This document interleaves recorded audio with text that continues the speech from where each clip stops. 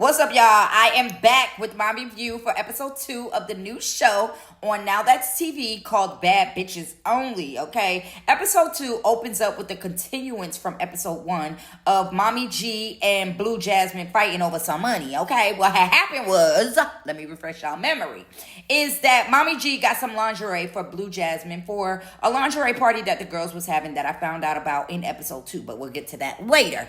Anyways, Mommy G, she got the lingerie for Blue Jasmine. Blue Jasmine was like, how much is it? Mommy G said it was $178. So Blue Jasmine was like, here's $200. You can keep the extra for, going out your way and doing me that favor, which was cool. You feel what I'm saying? So then Blue Jasmine see the receipt and the outfit, the lingerie was really $78 and not $178. So rightfully so, Blue Jasmine go back to Mommy G and say, I'm gonna need $100 back because it's only $78. So when Blue Jasmine, approach Mommy G and say, you got to give me back $100, Mommy G deflect from the whole fact that she owed this girl $100. And then, they start going back and forth. And in the midst of the back and forth, Mommy G say, oh, you got to give back Mama Zen her $3,000 that you charge her on top to get her eyes done. Y'all know she talked like Alan from Love and Hip Hop, y'all. But anyway, she yelled that out. So we like, oh, that's the problem. So in episode 1, it was revealed that there was another girl called Mommy Zen, who got a problem with Blue Jasmine about some money. You know what I'm saying? But my thing was how Mommy G just deflected from the whole situation.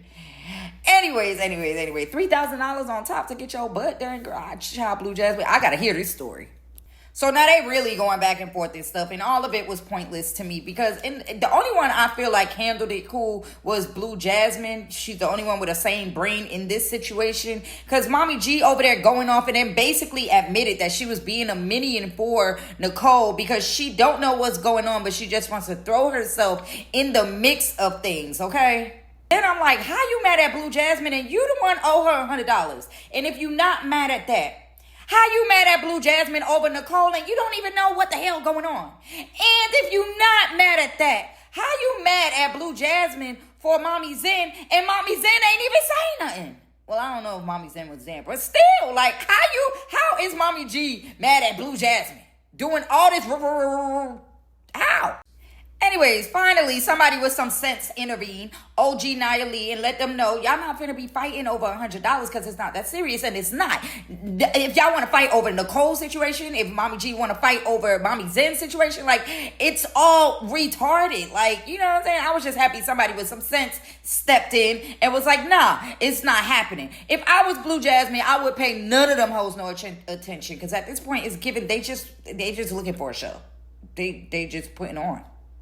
So I keep watching. After a while, I'm like, wait, is that Mommy Zen standing right next to Blue Jasmine while Mommy G is trying to fight Blue Jasmine about her money, about Mommy Zen's money?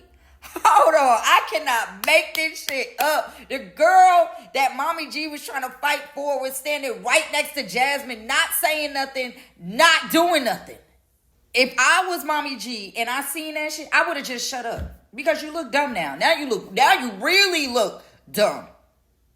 So now Nicole in her confessionals, which I think is the only time Nicole is coherent enough to talk. Like, I swear. So Nicole says that her problem with Blue Jasmine is the fact that Blue Jasmine has been online for 2 months talking about Nicole and she never stepped to her in person. And I'm kind of like on the fence with this because my thing is, if Nicole, you said that girl's a witch, you said she do voodoo. Them type of things, you don't play with people's name like that. You know what I'm saying? People is going to get mad. Like, the reaction after that, if you don't make amends first and clean it up first, knowing what you did, you know what I'm saying? I don't know. But then I'm like, well, if Blue Jasmine actually see Nicole in person to approach her after that situation? Because now if Blue Jasmine did see Nicole in person and didn't check her, then it's like, you should have checked her when you saw her. Now, finally, Blue Jasmine and Nicole have a face-off, and I've been waiting for this since the last episode, y'all. But let me tell y'all something. If it wasn't for security, Blue Jasmine was going to knock the brakes off of Nicole. Nicole ass fell first quarter, but we already knew that as drunk as she be. Like I said, Nicole is a good show, but as drunk as she gets, she's never going to be able to protect herself in any fight with anybody. Then OG Nia Lee talk about that was the cutest fight ever. I gotta disagree. That was the dumbest scruffle ever. Then it's this girl named Milan Millie on the show, who I thought was OG Barbie in her confessionals, but I told y'all, I can't really tell them apart yet, but I'm gonna get better at it. Anyways, when Milan Millie was in her confessional, she talked about with Nicole and Blue Jasmine when they was fighting, it looked like two poodles trying to fight, but they owners keep holding them back. That's exactly what it looked like. And then when Milan Millie said it looked like two poodles trying to fight, but they owners don't never let them get close though, I fell out because that's exactly what it was. In the next scene, the girls are having the lingerie. Y'all know the lingerie party that Mommy G got the lingerie for Blue Jasmine for, but now Mommy G owe Blue Jasmine $100 for it. Anyways, this the lingerie party. The girls is at the lingerie party, and Tori is a beautiful plus-size girl. She gets up and she asks all the girls what makes them a bad bitch. And in her confessionals, you know, she explains how confident she is, but she realizes that all the girls there are like the stereotypical bad bitches, which, you know, BBL, wigs, makeup, hair, etc., which I can agree with Tori and, you know, her pointing this out. So now I'm really tuned in because I really am curious to each girl's answer to this question of what makes you a bad bitch. So this game, if that's what we want to call it, starts off with Tori first. So she starts listing what makes her a bad bitch. She says she's confident. She may, in fact, have more confidence than every girl in the room. She says that she's not a follower. Can't nobody lead her to do nothing she don't want to do. That she's quiet. And she scopes out any room that she's in first. And these are some cute quality traits of a bad bitch, right? So, you know, hers was cute, and so now I'm listening for everybody else. I want to hear what everybody else got to say. So now Blue Jasmine has the floor, and she says she's been having her way with niggas since she was young. They've been buying her cars, clothes, bags, businesses, and those are the traits or the characteristics of her that make her a bad bitch. I was really scared for these types of answers, okay? And LaRue pointed it out, and I was just happy that everybody ain't on the same mentality that Blue Jasmine is on. So when LaRue points it out, Blue Jasmine's like, you know, that's what makes me a bad bitch. So I'm like, you know what? Go on here, sis. If you a bad, you know what? You a bad bitch. So everyone else who came after pretty much gave very good answers, very much strong, resilient type vibes. And I was like, okay, yeah, these is bad bitch qualities, you know what I'm saying? But then here come Gorgeous Doll talking about I'm a bad bitch because I stand on my own and I sue all the clubs on my own. Now, I don't know if it was because of the editing that it seemed like that was all she said, but that's very much how she started her answer to the question, and that wasn't a good start. Overall, this scene was very, very cute, very refreshing, and gave us like a little bit more of an insight on, you know, each girl and their vibe. So next we see Nia and Nicole off to the side by the pool having a conversation. And I swear, y'all, this scene right here, bruh, every time Nicole said minions, I don't got no minions. I don't know about no minions. Bruh, I kept falling out laughing. This is why I cannot take Nicole serious, bro. Y'all have to go watch this scene just watch for minions. Anyways, Nia brings up the fact that she didn't like how Nicole blurted out in front of everybody that it's because of her that Nia got put on the show. And that was on the first episode. And Nia did nip it right in the butt right away and let Nicole know, like, you did not put me on this show. My name got me on this show. You might have made a phone call or put a word in, you know, but my name holds weight by itself. And I can agree with Nia, and I like the way that she nipped that shit in the butt right away.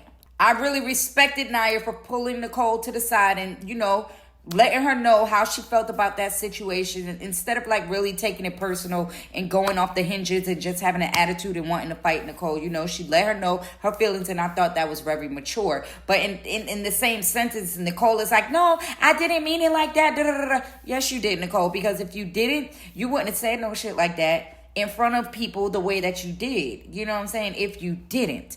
But anyways, Nia Lee lets Nicole know that her and Blue Jasmine do not need to be fighting. You know, it's a misunderstanding. They need to talk and they need to hash this ish out. So I hope, because of both of their respect for OG Nia Lee, that these two ladies could sit down and have a conversation. Because, bruh, Nicole, you're not going to win.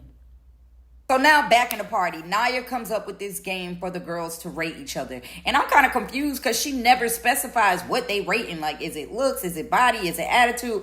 I don't know. But child, I'm very, very curious as to how this game going to turn out, because I know somebody is going to get mad at their rating. Now, first thing made me mad at the start of this rating game is when Mommy G go out. You know, she do her little 1-2, you know, show off her little body, shake a little booty, whatever. But what my little ick was when Bunny in her confessional was talking about, I don't know if Mommy G got her body done, but her body is fire. Girl, you know that girl got her body done, girl. But anyways, now it's clear as day, this rating game is a rate for bodies. You know, as I keep watching, I'm like, all right, now, who finna fight? They got all this damn rising tension music playing. You know, I'm like, damn, it's finna happen? So then we you know, the camera slide by Lex a couple times, and Lex face all turned up. And I'm like, ooh, there she go with that attitude again. Y'all, Lex kind of resembles Mazzani to me. I don't know why, but every time I see her, I just think about Mazzani. But anyway, so Lex face all turned up every time the camera go by her, and I'm like, this girl stay with a little attitude. But then I see her hold up a 2, and I'm like, well, who's she holding up a 2 at? And I look, and it's LaRue, and I'm like, LaRue ain't no 2. I seen some 2s, and no 2s ain't, LaRue ain't no 2. So I'm like, oh hell no, Lex a hater.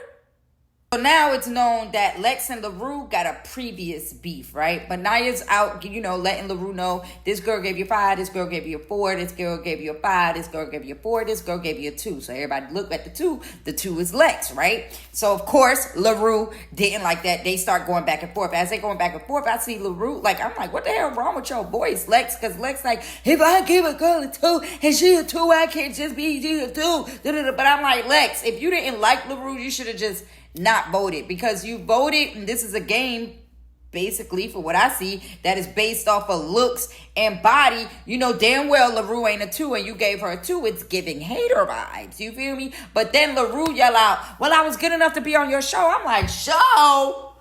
Lex got a show? Where the hell was I? Now I really feel like auntie. I really feel bad, because I'm like, what the hell? I didn't know. Like, I don't know.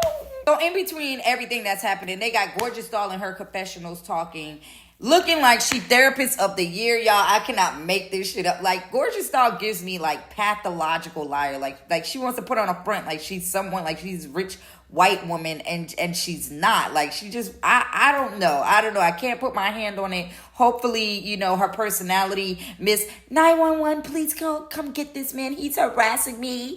Hopefully her personality unfolds a little more on this show. But at the lingerie party, she mentioned that some other girl's outfit looked like it came from the flea market. Meanwhile, let me tell you, y'all want to know what she had on? Let me tell y'all what she had on. Gorgeous Doll, she had the nerve to talk about the girl looked like she had an outfit from the flea market. Meanwhile, Gorgeous Doll got a whole $15 one piece from Amazon. Make it make sense. So then we see Blue Jasmine in her confessional saying that she had left the party because she was about to let none of them rate her, because if somebody would have gave her a rating she ain't like, she was going to get mad. And I was like, nah, girl, you ain't want to go to that party wearing that lingerie that you spent $200 on and you ain't get your $100 back. So the next morning, LaRue gets to the breakfast and she's like, I got some things to get off my chest. So I'm like, oh, she about to confront Lex about what happened last night. This finna be good. But LaRue gets to the breakfast and she call out Blue Jasmine and asking her if she mad at her for telling her about Mommy Zen. And I'm like, wait, what? Because I ain't hear Blue Jasmine say nothing about Mommy Zen. Hell, nobody said nothing about Mommy Zen no more. Mommy Zen done been standing next to Blue Jasmine on multiple occasions. I done forgot they had a problem. So you mean to tell me you say you had something to get off your chest, and it ain't with Lex?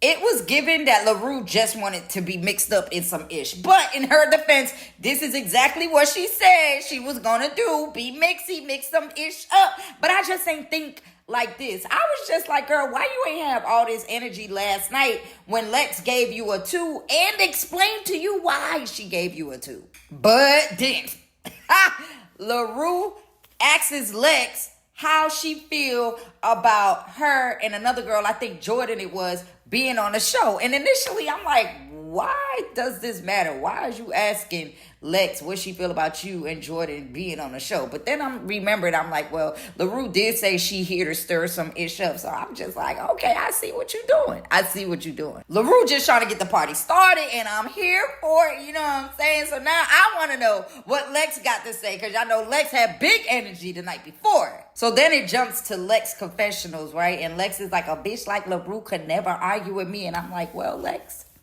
she is. Anyways, they get back to them arguing, and next thing you know, Lex throw a cup of juice at LaRue. And I don't know what type of arm Lex got, but when I say every drop of that juice hit LaRue, sis was soaked.